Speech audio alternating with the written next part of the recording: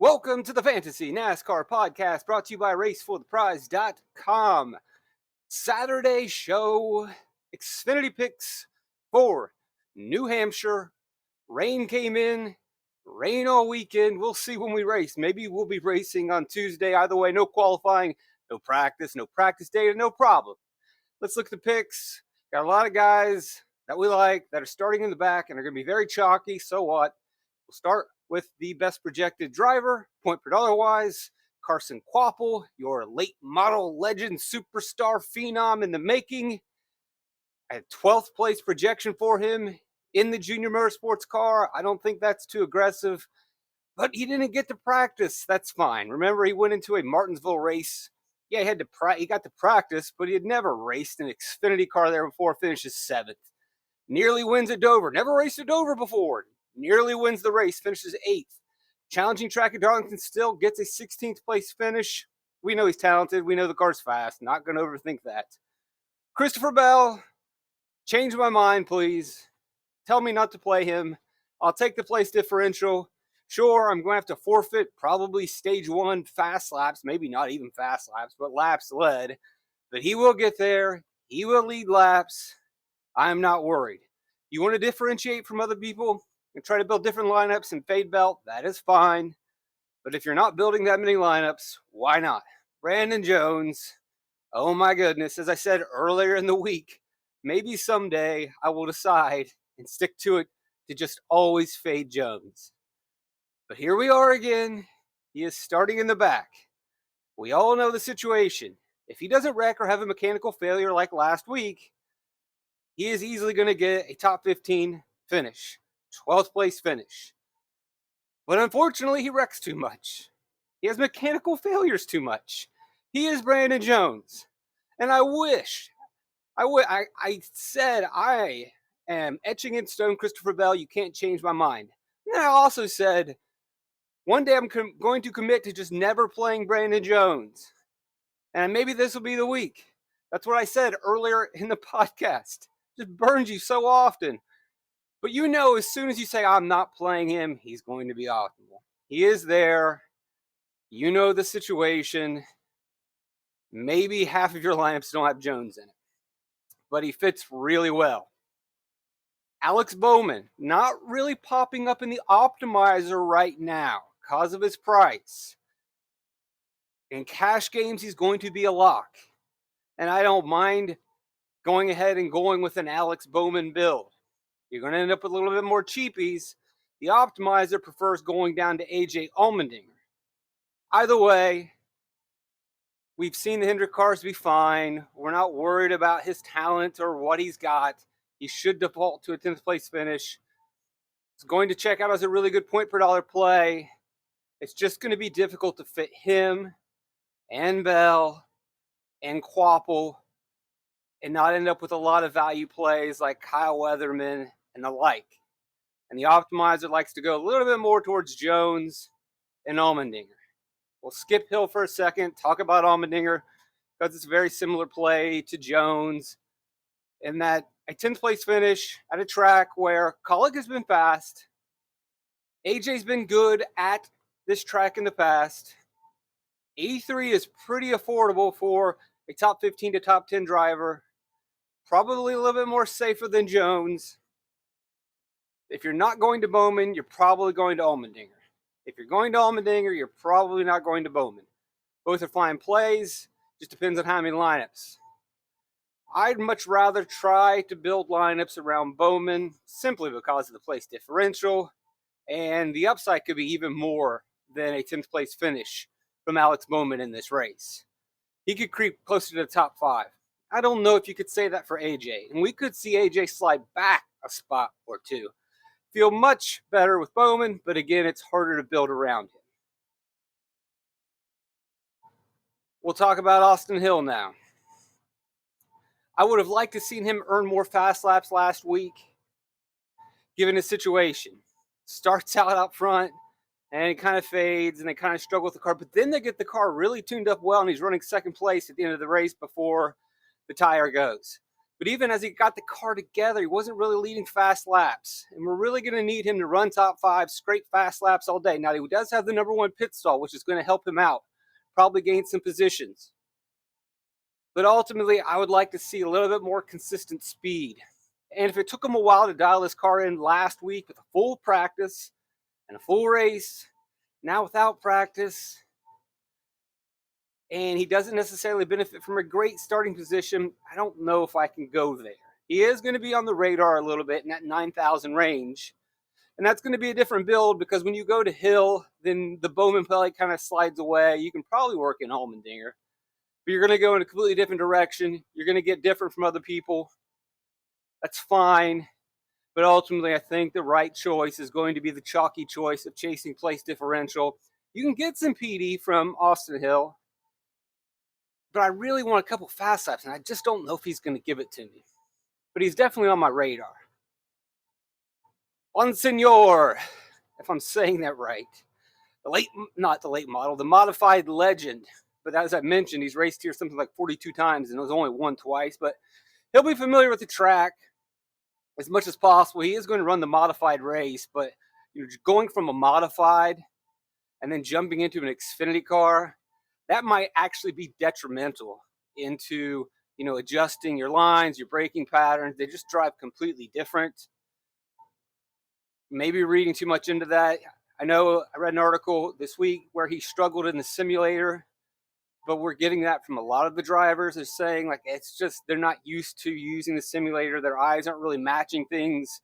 Bonsignor said that, I hope I'm saying that right. I think I am. I think I said Bonsignor. I'm pretty sure the G is silent. Whatever. Either way, complain about the simulator. A lot of guys complaining about the simulator. At least he did get sim time. Feel bad for the kid. Probably paid a lot of money for this ride. And didn't get to practice. Got to go in cold. Going to be tough on him. Still think, though, in a JGR Toyota, which JGR's been really incredibly fast almost every single time at New Hampshire in the Xfinity Series, that he has all the chances in the world to hang into the top 15, get some attrition points as long as he isn't the guy that messes up and finish 12th. He's there. I feel a little bit more confident about AJ. And I think I'd probably rather chase the place differential with Jones. And obviously, Quapple, still number 1 in our hearts and minds. That's the guy you probably want to try to fade, maybe. I think everyone's going to feel pretty confident in Quapple. Allgaier always there, and Allgaier's going to get you some place differential. The trick is, can he get up to the front quickly enough to get some fast laps led before Bell takes over the show? He's not saving you any money. You play an Allgaier, you're probably going to have to fade Bell. Because if you play Allgaier and you play Bell, then you're not going to be able to get to Bowman. You're going to have a hard time getting to Quapple. You're really just playing a completely different way the race plays out. And you're making completely different picks. I just don't see how it's going to work for Allgaier at that price, where he's going to be the best point per dollar play. He could end up with a pretty good raw total. He could end up with 57 points, 60 points, but it might not work because you're paying up for Bowman, and you're paying up for Bell, you're paying up for Quapple, and it just doesn't fit. Sammy Smith, 9,200. Intriguing. Do I think, though, that he can lead laps over the likes of Cole Custer and Chandler Smith, and even Sheldon Creed, who ran really well last week at Iowa? I just don't see Sammy Smith jumping out to the lead. He can run in top 5 all day. He can scrape off some fast laps. Don't want to completely rule him out, but he's not giving us enough savings to get to the place differential as well. If it weren't for the place differential, guys, then I would really like Bell and Sammy Smith, where Smith ends up maybe the second or third guy into my lineup because he finishes with the top 3 and scrapes some fast laps. But I'm not really that bullish, and I think I am pretty aggressive, giving him a third-place finish, throwing in some fast lap points as well. Charts out okay, but a 9,200 not going to work for me. Kyle Weatherman, 5,900. I think 22nd is pretty conservative. Last week he wrecked. He was only running 27th at that point, but it was still early in the race. Probably wasn't pushing it. You go back and look at the races that matter.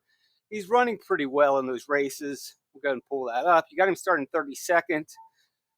And again, it's not so much where they finish with these value guys or where they're running. It's really just where they finish. We don't care about Sonoma or Portland, but look at Charlotte. He finishes 11th, 17th at Darlington, 8th at Dover. You're going to have wrecks. Richmond, short flat track. They had really good speed in Gosselin at that track. 17th. Where did he run throughout that race? 18th. 22nd place finish. As long as he's not wrecking, he's going to get some attrition boost. I think Weatherman is a pretty solid value play. Jeb Burton, 6,100, pretty cheap. Starting a little closer to the front. But you look at where he finishes when he does finish. It's around 15th to 17th to 18th in that range. Jordan Anderson cars are fast. Rough week last week, but the car had speed. He's another option. I think in this build, you're probably going to go to Jeb Burton. He won't really crush the scoreboard, but if you're looking for a huge score from your value, it's going to be tough because, as you probably know, with the way qualifying is set, a lot of the cheap drivers are starting inside the top 20. And even if they hang in the top 20 all day, which is really pushing it, and get some attrition at the end, which again is pushing it if you're following the flow chart so far, they still don't score that many fantasy points. So again, just playing out that scenario, I think these guys are all just pretty much dead in the water. We can't play them. And again, the reason is they're starting too close to the front. Even if for whatever reason they hang in there, they won't. And then they get some attrition boost at the end. They might not. And they get a top 15 finish. They're still not scoring very many fantasy points. And then on top of that, let's say that all those things happen, they hang in, and they get some attrition. Those same things are going to benefit the drivers back here who are also cheap, who can get the same amount of points and don't really need to push as hard. So I think there's a huge swath of value that drivers they're just eliminated. So then we have to lower the bar on our value. And so if we only get 5x from Burton, it's probably fine on this slate because the other cheap drivers in that 6,000 range, it's going to be very hard for them to get 5x. They're more than likely going to go backwards. Shane's probably too expensive to get to. 28th to 18th, that seems very fair and reasonable. That's typically where he will finish in these ovals, in that colored car, which isn't bad, but then at the 6,900, he's just not saving us much. I don't think he's completely off the board. Herbst probably can't get there. 8,500. He could work if he leads laps, but do I believe he's going to lead laps over Chandler Smith? No. Is he going to get out in front of Cole Custer? I don't see why he would. Could he hang in the top 5 all day and finish with the top 5? Yeah. At 85x at 8,500, well, I would rather take 6x from Brandon Jones if he doesn't wreck. I would rather go up to Carson Quapple, who's well over him, or AJ Allmendinger. So there's 3 picks that Herbst has to beat. Herbst is affordable, but he really needs AJ to not work. He needs Brandon Jones to not work, which is not much of an ask, and Quapple not to work. And I just don't see all of those situations playing out. And I don't know if I can take 2 drivers that at 8K range if I'm chasing Bowman, I'm chasing Christopher Bell. Cole Custer is intriguing. It just depends on how do you think stage 1 goes, how long until Bell gets up there and attacks him, and can he hold off Chandler Smith? He didn't earn this pole. He is on this pole. He doesn't have the number 1 pit stall, though. So he could very easily lose the lead on pit road early. He could very easily lose the lead to Chandler Smith. I'm only giving him 10 hog dominator points. You boost it up to 15 or 20 and think that he really controls this, which is not really easy for him to do. Bell's going to be on his tail. We could get a competition caution early because there wasn't practice or qualifying, because there could be rain-like conditions. A lot of things are set against him really having a huge day. And at 10-2, he's got to have a big day because we've got some just pretty obvious place differential. We've got the obvious Christopher Bell. Now, if you're fading Bell, then yeah, you're going to throw in Cole Custer. Brennan Poole checking out as another one. Very similar to, well, not similar because he's not going to give you the place differential. But again, there are very few cheap drivers that can get to 5X because most of them are starting in the teens or starting too far forward. And so Brennan Poole is the best.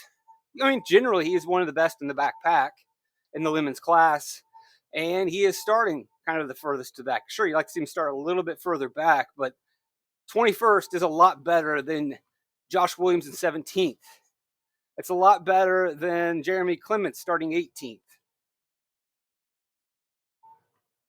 There's really, maybe you consider Parker Retzlaff. We'll get down to that in a second. But I know it doesn't look particularly appealing, but you just have to compare it to the other value drivers on the slate. The other drivers under 6K, and the other guys are just starting too close to the front. You zoom out like, well, it's not a great score. But when you compare to the other value, it's just, hey, who's going to end up being the best point per dollar play in that 6K range? They may not have good days. They may not have big scores in DFS, but we just want to pick the one who does the best. And the way it shakes out, it looks like he could be the best. Blaine Perkins, always a worry. Could he finish 25th? Yeah, he can if he finishes. Didn't finish the race last week. Where was he running before he wrecked? I think he was actually in a decent spot. Go ahead and pull that up. Look at some lap by lap data. So Perkins doesn't finish the race. So we can see his laps, 29th, 28th, really a 27th place car. If he finishes, sure, he'll benefit some attrition. He could probably finish around 25th. I think that's a stretch.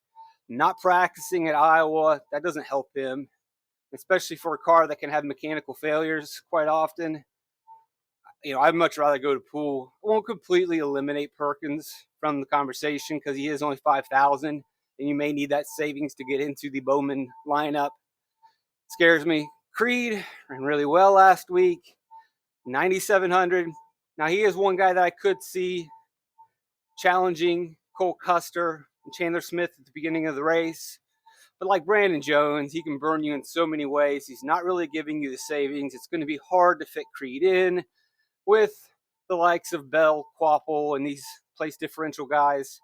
Creed could have a good day, but if Jones doesn't wreck, I think you're screwed. That might be the way to play. So if you're not playing Jones, maybe you go in the Creed range. But 9,700 really needs to control the beginning of stage one. Now, he doesn't have to do as much as Cole Custer at his price, but he's really not significantly cheaper than Custer, and Custer's on the pull. Custer has a little bit better of a track record. Wouldn't completely eliminate him, but again, I don't think he fits. Kligerman, not on the board for me. Corey Heim had a great week last week. 9,000. Maybe I should give some more attention here. I'm not. Chandler Smith at 1,100, not giving you any savings whatsoever. We know JGR Toyotas are fast. It's a very pricey price tag. Pricey price tag. And I just don't know how you can build him into a lineup with Bell. Now, if it's his day and it's not Bell's day, then great. Then it's Chandler Smith. And he could wrestle the lead away pretty early. But the shark is coming. Bell will be eating them up from behind. How long can he hold them off? I don't think you can hold him off long enough that he becomes a good point per dollar play. There's an alarm going off.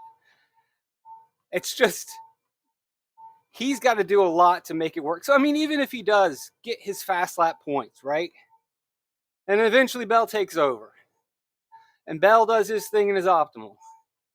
But then the other place differential guys come through, and then they ultimately kick Chandler Smith and his $11,000 price tag out of the optimal lineup. He can end up with a pretty good day. I got him with 10 fast lap points. Give him 10 more at 62. Still, these guys are going to be a little bit better point per dollar plays and probably will fit into that optimal lineup. And you're going to end up with fewer goofball picks. I don't want to play Weatherman, Burton, and Poole, but I think I'm going to have to if I want Bowman. You're going to have to if you want Chandler Smith. So that's just a little bit more risk than I need. And even if I do get Smith and these goofballs come through, but if these guys come through as well, I think I'm toast. Smith and Custer do scare me a little bit. but they're definitely the direction I would want to go to if I am getting off the Bell train. Nathan Bird is intriguing at 5,100. He's starting kind of towards the back, 26th. He's in a decent Gosling car. Guy's got no experience, though, whatsoever in the Xfinity Series. Has an ARCA race at a plate track. But if you look into his history, if you want to dive deep, the guy has driven anything and everything. Midgets, late models, Trans Ams. He hasn't been particularly great. He does have some pretty good finishes, but he races a lot. He is a race car driver. We don't know much about the kid yet, but if you go through turn 3 or third turn that website, and I've got a link in the spreadsheet you can click on to get to, I might as well just pull it up. Whatever, you're here. Thanks for joining me. Hit a like, hit subscribe. Giving you all the data, all the information, all the tips and the tricks. You can also consider going to my website or just simply PayPal, Venmo, Cash App. It's on the screen already. And then I'll give you the sheet, $30 for July. Get in on it. And I'll throw in New Hampshire as well. $30, July, Venmo, PayPal, Cash App. No signing up, nothing. So we can see he's basically racing in absolutely everything. I mean, Formula F2000, these like lower American open wheel cars. It's 7 wins in the Formula 1000 championship. I don't know. It seems pretty decent to me. I mean, look, I'm not going to sit here and pretend that I know all of these series. He's got a Trans Am win. USAC races. Got a top 5. He's got experience. The guy races. He's running a lot of races over the last 3 years. Not a complete nobody. He's not an internet kid who has bought a ride. He may be. But when we're looking at experienced drivers, maybe there's something here. I think probably, though, it's ultimately too much of a risk rostering the kid too much where he doesn't have any experience whatsoever. Gosh, you would have liked to see him get some laps. Could have been an interesting value play. Still not going to completely eliminate him at 5,100. Anything can happen. Just go out there and be safe. Now, he does actually have a little bit of experience. So I don't want to say he has no Xfinity experience. He was in the road course a couple weeks ago. And his driver rating was 31st. Like, oh, well, that's not good. But ultimately, he finished 21st at Portland, which means he survived the race. Maybe he had a pretty conservative approach. Now, he does have a road course background, so that's definitely going to help him much more than an oval Xfinity race, although he's raced ovals. You do like that approach. So there's some positives that can be said for Nathan Bird that you can play him. Again, with Clements, probably too close to the front. Not probably, too close to the front. Williams, too close to the front. I don't see the particular appeal in Jesse Love, who he's having a good season for a rookie. But to see him finishing much higher than 10th, he's going to need some attrition. I don't believe he has raced at New Hampshire. Don't think they have an ARCA race here. So not really needing to go to that. There's better drivers in the 8K range. Mason Massey's been optimal in the last 2. You can't completely eliminate him running for Bobby Dotter. He's there. He's possible. I mean, if we're going to consider Nathan Bird and you're just going through multiple value punts, at least he is starting towards the back. So he is one of the last ones available. Same air. I don't need to address that. I don't know where last week came from or how that happened. Could it happen again? Maybe. I probably should give him more credit. But ultimately, if I think Bell's going to run anyone else down, he's going to run Sam Mayer down, and Mayer just can't score any fantasy points where he's starting, unless for whatever reason Bell has a bad day. Retzlaff has been solid when he finishes races. He's been about 17th place driver for Jordan Anderson. Probably finished a little bit better than this. Even that being said, it's his price tag's a little too expensive. Now, if we get chaos at the end, then Retzlaff actually could end up in the optimal lineup. We get 3 or 4 cautions. He runs 20th and then gets like a 10-position boost, which we've seen in previous optimals at New Hampshire. I put that on the screen here. And you can see some of these drivers that ended up as value plays. Williams, 8 spots better in the end. Mason Massey, 15 spots better just because we get cautions and restarts at the end. Kaz gets that benefit at the end. But even with Williams, he was 57, not 69. Mason Massey was 53. So if we are playing the game of, oh, we're going to get 3 cautions at the end and it's going to benefit guys, if it benefits Parker Retzlaff and he finishes, top 15 as opposed to the value guy who finishes top 20 and earns 6 or 7 more points, those 6 or 7 points probably aren't going to help us too much because of his price tag.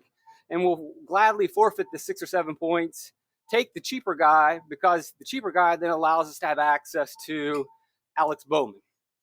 I think that's the way that plays out. Not interested in Smithley. Sieg too close to the front. Deegan's just having a terrible season.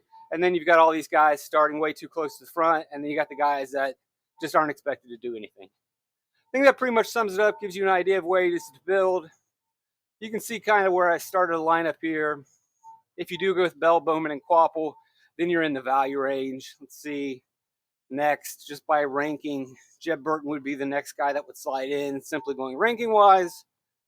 And you're in the 5,200 range, which is really not a fun place to be, but that's what you're going to do if you go Bell, Bowman, Quapple.